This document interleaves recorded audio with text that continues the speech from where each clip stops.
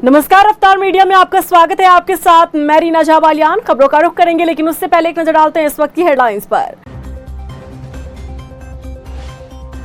हल्द्वानी में खेल महाकुंभ का आगाज, राज्यपाल ने प्रतिभागियों का बढ़ाया हौसला, विश्व स्तर पर देवभूमि का नाम रोशन करने की दी प्रेरणा।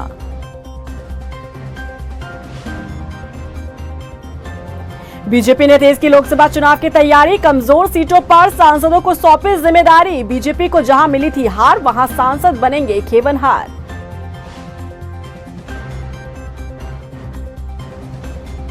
उत्तराखंड कांग्रेस का हाल, एक अनार 100 बीमार, 5 लोकसभा सीट पर दावेदारों की लंबी कतार, आखिर किसका सपना होगा साकार।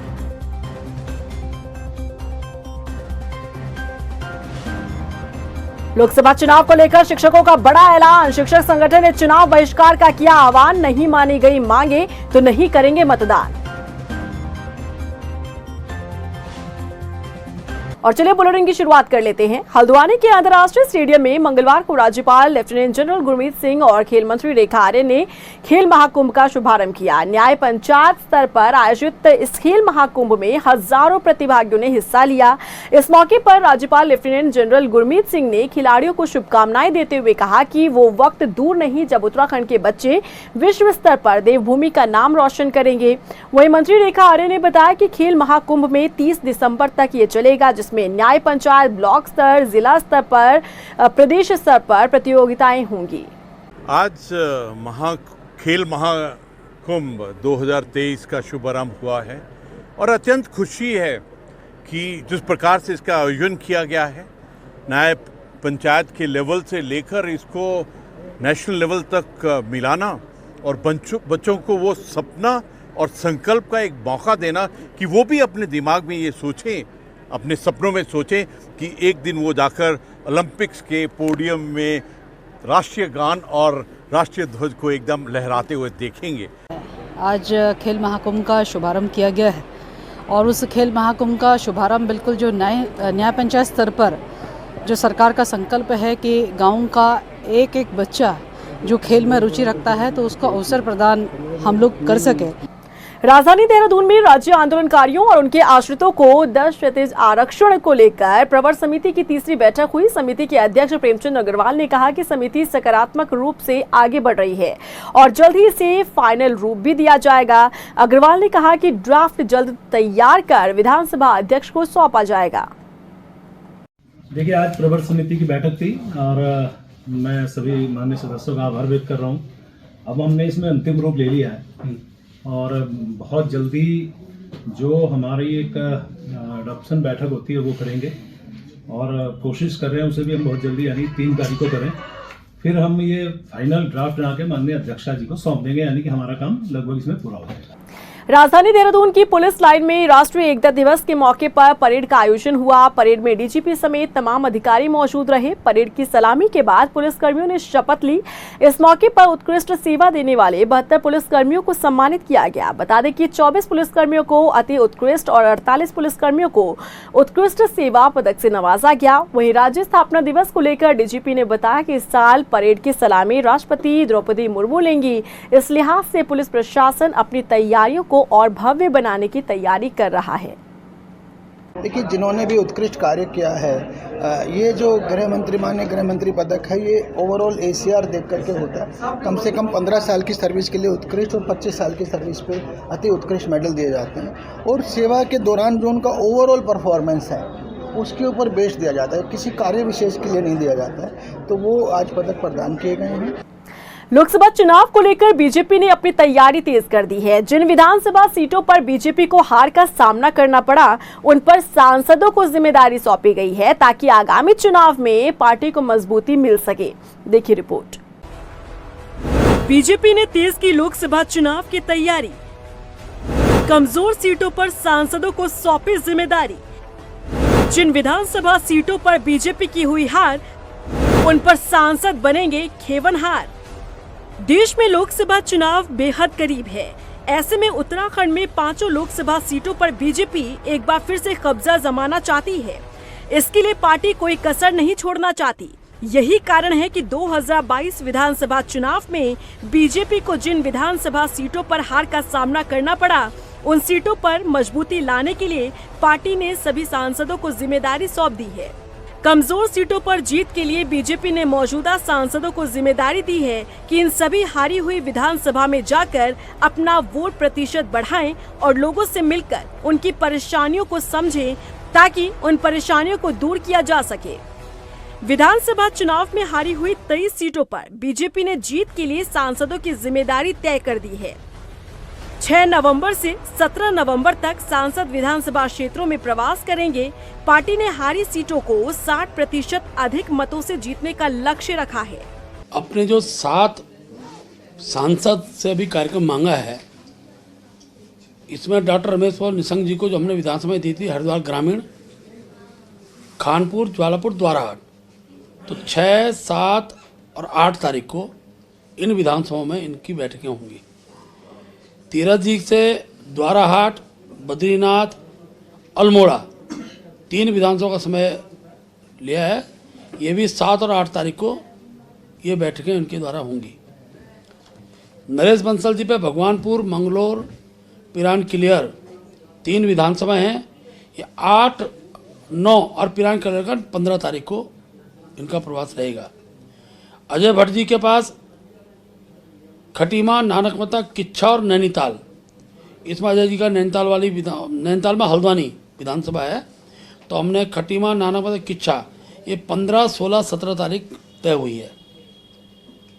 अजय टमटा जी को हमने लोहाघाट, धारचूला, पिथौरागढ़ 3 कार्यक्रम अभी दिए हैं। इनमें 6, 7 और 8 तारीख को इनका प्रवास होगा। डॉक्टर कल्पना सैनी राज्यसभा सांसद हैं, झबरेड़ा, लक्सर और जसपुर, इनको भी हमने 6, 7, 8 तारीख की तिथि इनके लिए तय हुई है। महारानी माला राज प्रसाद जी को प्रतापनगर, यमुनोत्री, चक्रोता, इनको भी हमने केवल चक्रोता 16 तारीख को जाएंगे और 7, 8 तारीख की तिथि हमने तय की है। सांसद रमेश पोखरियाल निशंक, तीरथ सिंह रावत, नरेश बंसल, अजय भट्ट, अजय टमटा, डॉक्टर कल्पना सैनी, माला राजलक्ष्मी शाह, इन सभी को हारी हुई विधानसभा सीटों की जिम्मेदारी सौंपी गई है। पार्टी की तरफ से जिन सीटों की जिम्मेदारी दी गई है उसी के हिसाब से सांसदों को क्षेत्र में जाना होगा और वहां की जनता से संवाद करना होगा, जिस कारण वहां की जनता ने विधानसभा चुनाव के दौरान बीजेपी को नजरअंदाज किया था। उन मुद्दों को और परेशानियों को ढूंढकर दूर करने की जिम्मेदारी सौंपी गई है ताकि लोकसभा चुनाव 2024 से पहले इन विधानसभाओं में अपने उम्मीदवारों के लिए वोट प्रतिशत पार्टी बढ़ा सके और पार्टी को फायदा मिल सके। हालांकि ये बात किसी से छिपी नहीं है कि बीजेपी किसी भी चुनाव की तैयारी में कोई कसर नहीं छोड़ती। बहरहाल देखना होगा बीजेपी की इस प्लानिंग से आखिर पार्टी को कितना फायदा होता है। रफ्तार मीडिया के लिए देहरादून से मनीष डंगवाल के साथ ब्यूरो रिपोर्ट। जहां एक तरफ सियासी दल उत्तराखंड में लोकसभा चुनाव की तैयारी कर रहे हैं, तो वहीं इन्हें वोट देने वाले ही चुनाव का बहिष्कार करने की तैयारी में हैं।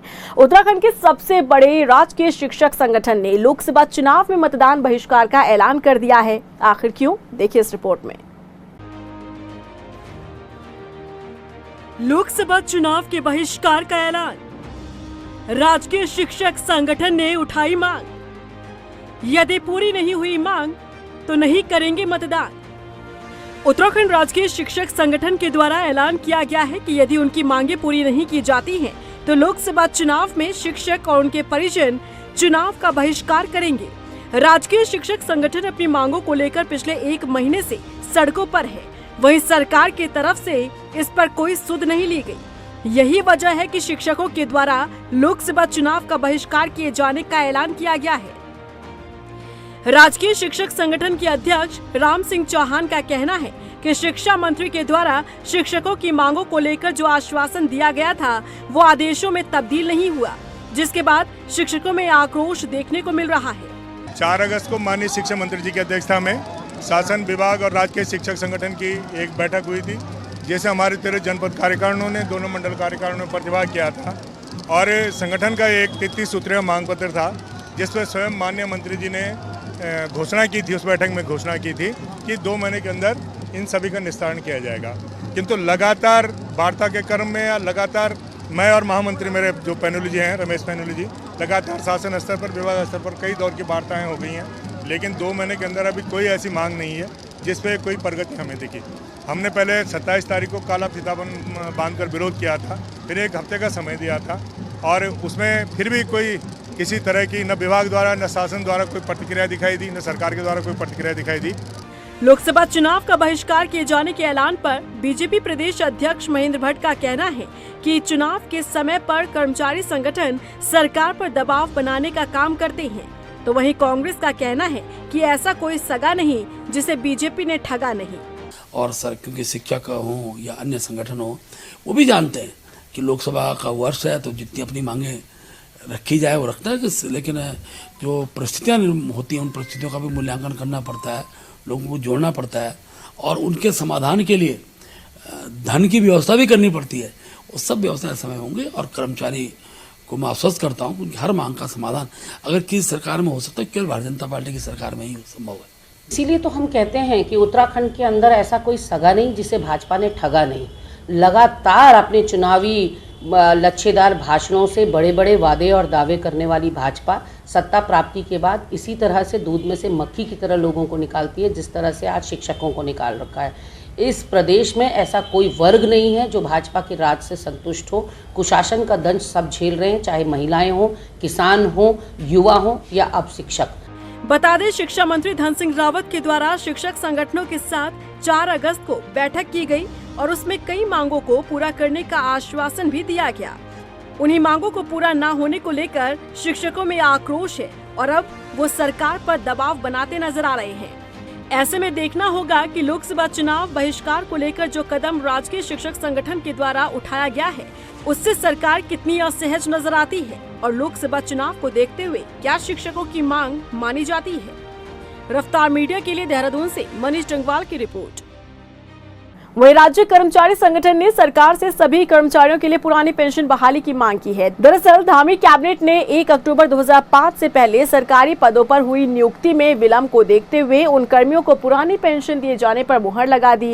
इस फैसले के बाद राज्य के 6 से 7 हजार कर्मचारी पुरानी पेंशन उन्हें दी जाएगी, लेकिन राज्य कर्मचारी संगठन सभी कर्मचारियों के लिए पुरानी पेंशन की मांग कर रहा है। हमारी पहली मांग रही है कि निश्चित रूप से जो पुरानी, केवल इन्हीं को नहीं, जितने भी अन्य कार्मिक हैं, हमारे शिक्षक हैं, सभी को पुरानी पेंशन दी जानी चाहिए। अभी मैं इसे सफलता नहीं कहूँगा कि अभी चुनने वाली बात क्यों की गई है। चुनने वाली बात नहीं होनी तो सीधा स्पष्ट शासनादेश होना था कि 2005 जो विज्ञप्ति के लोग हैं उन्हें सीधा पेंशन, पुरानी पेंशन दी जाएगी। तो अब जब तक लागू नहीं हुई तब तक अभी भ्रम की स्थिति है।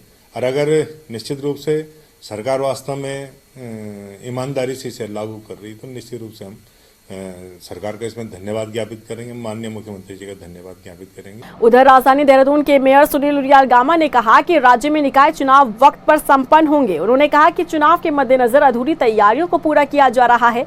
हालांकि राज्य निर्वाचन आयोग ने निकायों की निर्वाचक नामावली को विस्तार से देखने के लिए 3 महीने की समय सारणी जारी की है। ऐसे में अंदाजा लगाया जा रहा है कि निकाय चुनाव लोकसभा चुनाव के बाद होंगे।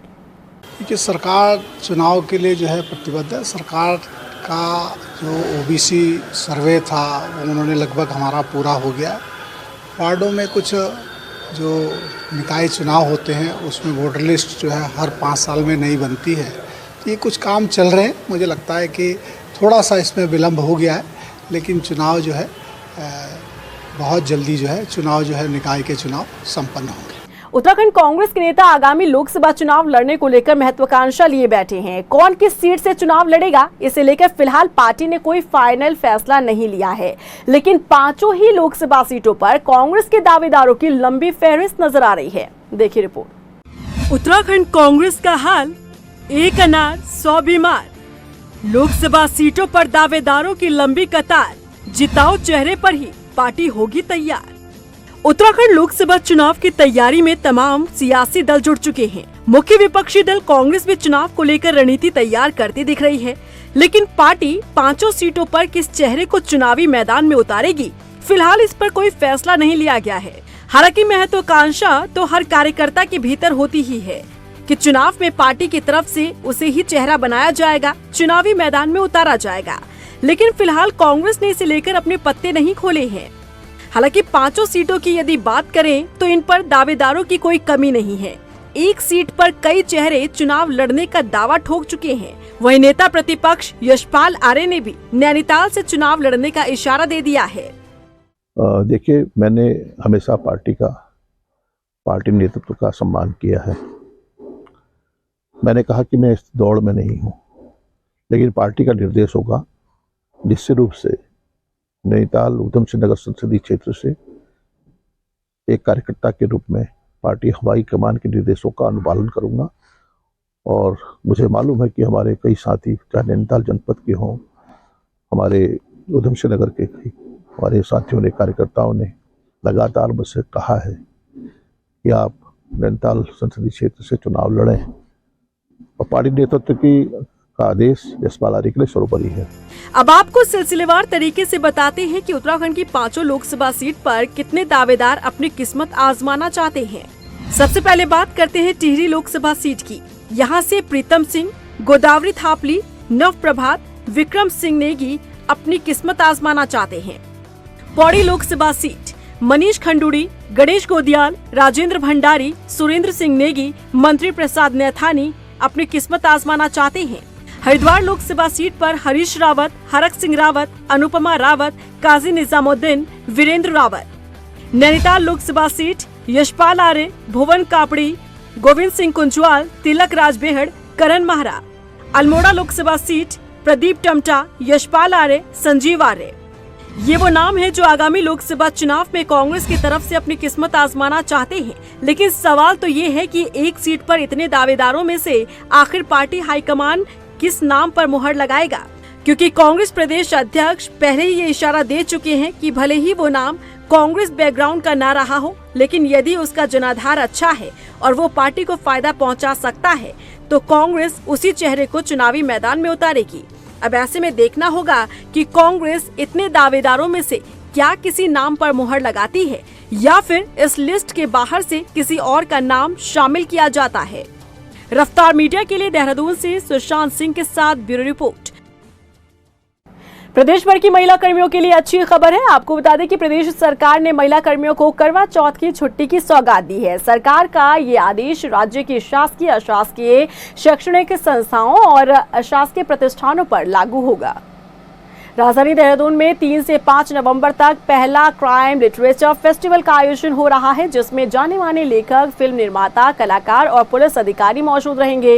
इस फेस्टिवल के जरिए आमजन ये जान सकेंगे कि अपराध होने के पीछे कौन है, अपराधियों की मानसिक स्थिति क्या होती है और साथ ही सनसनीखेज अपराधी की विवेचना कैसे की जाती है। बता दें कि क्राइम लिटरेचर फेस्टिवल के जरिए आयोजक रिटायर्ड डीजीपी आलोक लाल लोगों के अपराध के खिलाफ उन्हें जागरूक करना चाहते हैं। लोग क्राइम लिटरेचर पे कंसंट्रेट कर रहे हैं। ये आत्म सुरक्षा के जो विभिन्न तरीके हैं उस पर समय समय पर जिक्र भी होगा, कुछ बातें सामने आएंगी, कुछ प्रकाश पड़ेगा इन चीज़ों पर, लेकिन इस पूरे डिस्कशन का, जो इस पूरे प्रयास का केंद्र बिंदु वो नहीं है, केवल एक आम जानकारी लोगों में डालना है। मेरे ख्याल से एक बहुत अच्छा आइडिया है ये जो क्राइम लिटरेचर फेस्टिवल हो रहा है, क्योंकि साहित्य समाज का आईना होता है और इसमें इस पर चर्चा होगी, क्राइम कैसे होता है, क्यों होता है, कैसे इसको पुलिस रोकती है और कहाँ कमियां रह जाती हैं। लोगों के साथ, आम जनता के साथ, ऑथर्स के साथ, चिंतकों के साथ डिस्कशन होगा तो कुछ न कुछ नए आइडियाज निकल करके आएंगे और जनता में जागरूकता बढ़ेगी क्राइम के बारे में। वहीं त्योहारी सीजन को देखते हुए डीजीपी अशोक कुमार ने ट्रैफिक प्लान को दुरुस्त करने के निर्देश दिए हैं। उन्होंने कहा कि राजधानी में ट्रैफिक सुधार के लिए मोहल्ला स्तर पर संवाद किया जाए और जनता से ट्रैफिक को लेकर सुझाव लिए जाए।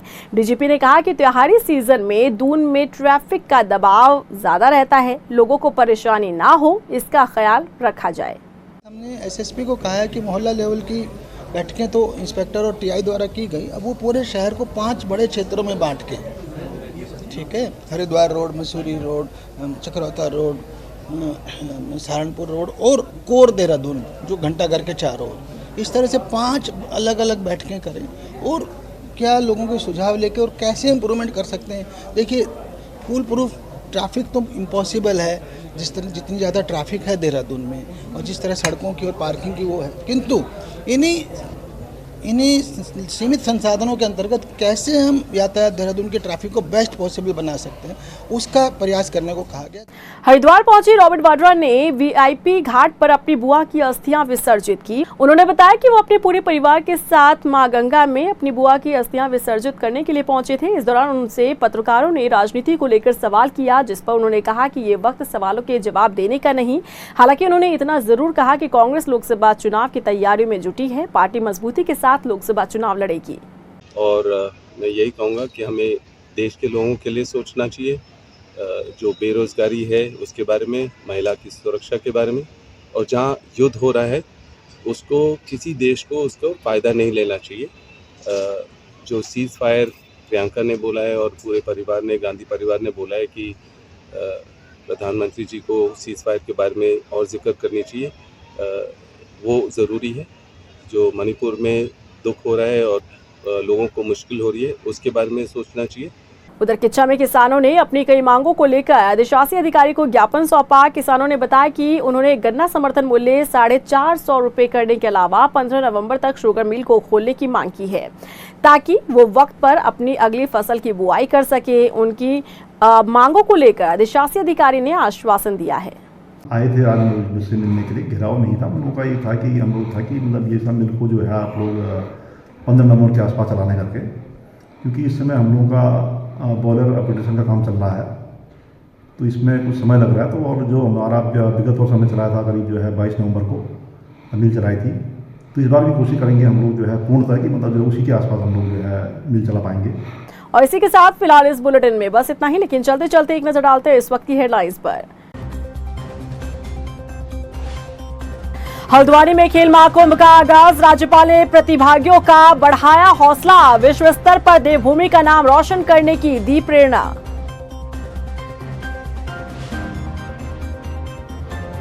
बीजेपी ने तेज की लोकसभा चुनाव की तैयारी, कमजोर सीटों पर सांसदों को सौंपी जिम्मेदारी। बीजेपी को जहां मिली थी हार, वहां सांसद बनेंगे खेवनहार।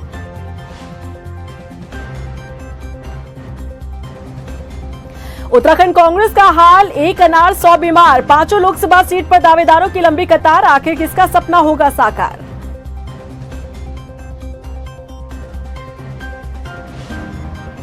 लोकसभा चुनाव को लेकर शिक्षकों का बड़ा ऐलान, शिक्षक संगठन ने चुनाव बहिष्कार का किया आह्वान, नहीं मानी गई मांगे तो नहीं करेंगे मतदान।